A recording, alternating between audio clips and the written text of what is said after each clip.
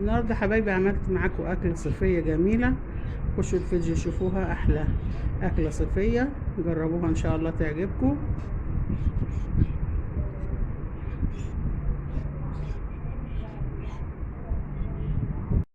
السلام عليكم، ازيكم يا حبايبي، عاملين ايه؟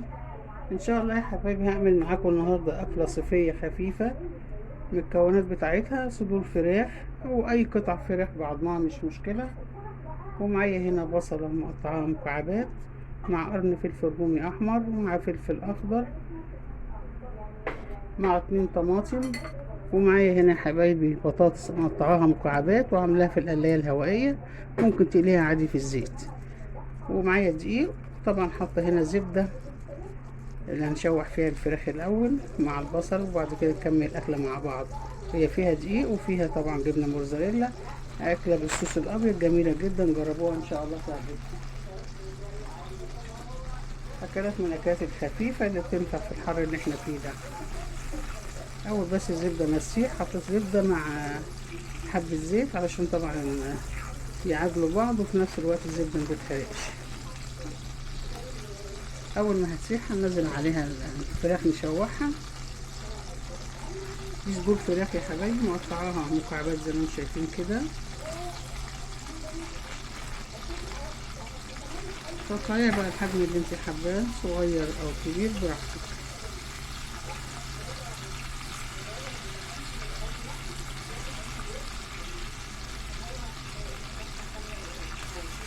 هتحطي الكميه اللي تكفيكي.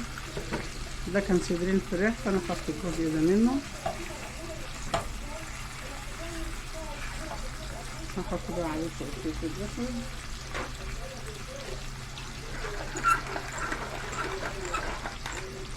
فلفل اسود مطحون طازه، طبعا بيكون احلى، صحي وليه طعم وريحه، طبعا بتبقى احسن من الفلفل اللي هو بيبقى مطحون. الفلفل الاسود ما يتركنش يا حبايبي، يتركن طازه اول باول كده. وهنحط شويه ملح، لازم الملح مع الاكل في الاول، مفيش حاجه اسمها ان الملح بيعدل السوا، لا مش حقيقي الكلام ده يا حبايبي. هنبدا بقى نقلب الفراخ. اول الفراخ ما يتغير لونها كده وتاخد لون حلو، هننزل عليها البصل، ولو حابين تحطوا ثوم حطوا، مش حابين ما تحطوش. هننزل بقى البصل يا حبايبي مع الفراخ، تتشوح كده معاها. بعد الفراخ ما البصل ما يتشوح شويه كده ويدبل، هنحط حته ثوم او فصين ثوم مقطعين براحتكم.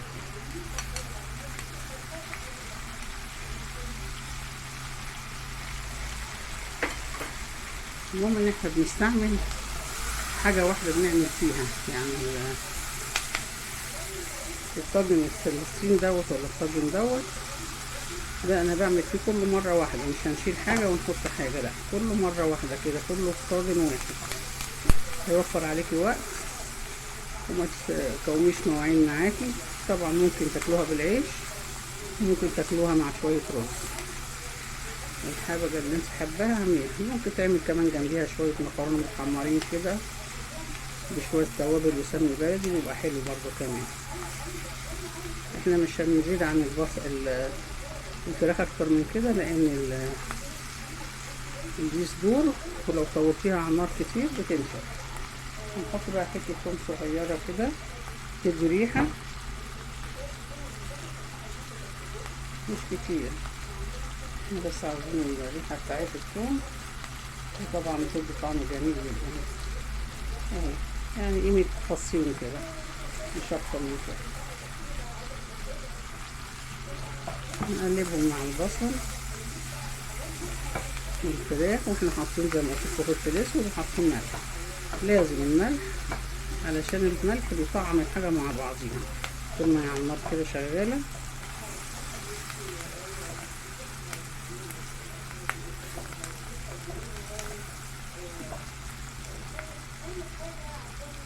هننزل بقى يا حبايبي معلقه دقيق، هنحمرها كده هنحمرها مع البصل والفراخ كده عشان نضيع طعم الدقيق منها، عشان تتقل معانا الصوص. طبعا انا ما قلتلكوش ان احنا لسه هنحط حليب، لو ما حطيتوش ابيض يبقى فيه حليب. دول معلقتين كبار دقيق،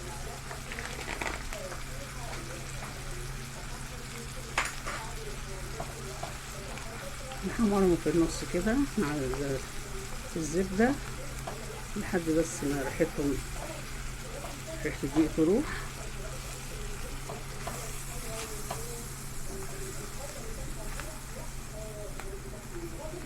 اول كده ما الدقيق اختفى هننزل بقى الفلفل والطماطمية ياخد تشويحة معاها، عشان بعد كده هننزل الحليب وشوية مية سخنين، مغلي مية مغلية يعني. ما بنطولش اول ما بننزل الطماطم كده مع الفلفل الالوان. لو ما عندكيش فلفل الوان ممكن تحطي اي فلفل رومي عندك، بينفع برضه. بس احنا بناخد تشويحة على خفيف كده. هننزل بقى الاول ميه عليها،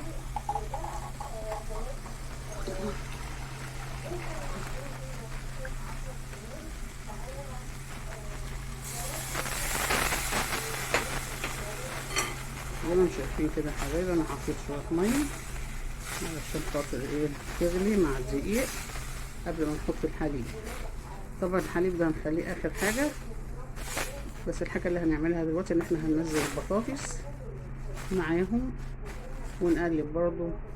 شوف الصوص بدأ يتقل ازاي. هننزل بقى يا حبايبي البصل المحمره. انا محمراها في القلايه الهوائيه زي ما قلت لكم، ممكن تحمريها في الزيت عادي، بس القلايه ما بتستعملش زيت طبعا. بنحط يا دوب معلقه صغيره زيت وبنقلبها فيه. هنقلب البطاطس تقليبه كده مع الخلطه بتاعتنا مع الفراخ والطماطم والبصل والخلطه الجميله دي قبل ما نحط الحليب بتاعنا.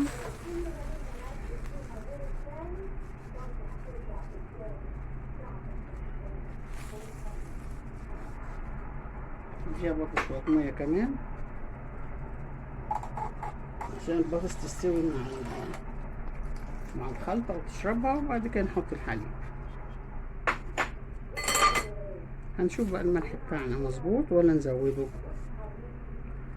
حبيتي تحطي بهارات براحتك، انا بستكفى بالفلفل الاسود.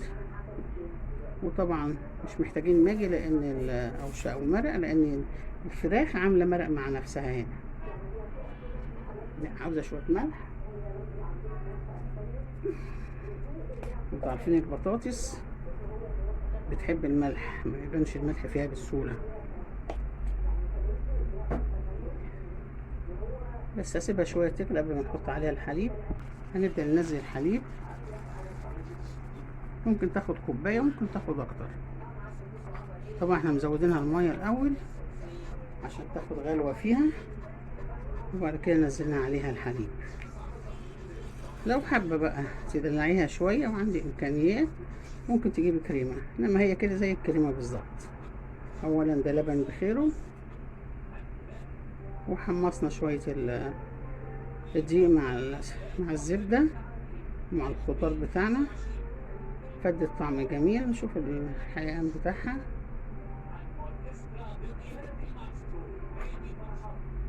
جميله جدا. حبه حليب كمان وخلاص على كده. اول بس ما تاخد غلوتين هنحط عليها على الوش جبنه موتزاريلا. واللي مش حابب يحط جبنه موتزاريلا ما يحطش.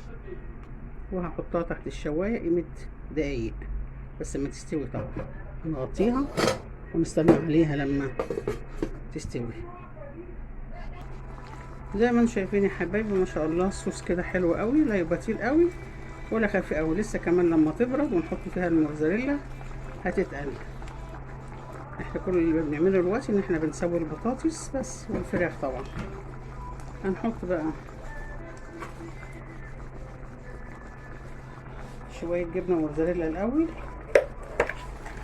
يخفوا كده بقى في وسط الأكلة. ولما تهدى وتبقى يعني تهدى شوية من الغليان قبل ما نحطها في الفرن، هنرش على الوش حبة. دول كده هيبقوا جوه الأكلة، ما تكتريش علشان خاطر ما تبقاش حادقة معاكي. بس بنحط كده ايه حاجة كده في وسطها كده تعمل عملية مطة، لو عملت مطة ان شاء الله. اول ما احس ان البطاطس استوت اطفي عليها، وبعد كده نحط على الوش شوية جبنة موتزاريلا وندخلها تحت الشواية قيمة 10 دقايق كده يا حبايبي. انا طفيت عليها وهديت. هاخد بقى قطع من الجبنة الموتزاريلا. بصوا مع الحر ساحت في العلبة. نحط بقى كام قطعة كده على الوش. طبعا مولعين الفرن على درجة حرارة 200 تحت الشواية. مش هتاخد اكتر من 10 دقايق، ممكن يكون اكتر تبع الفرن بتاعك.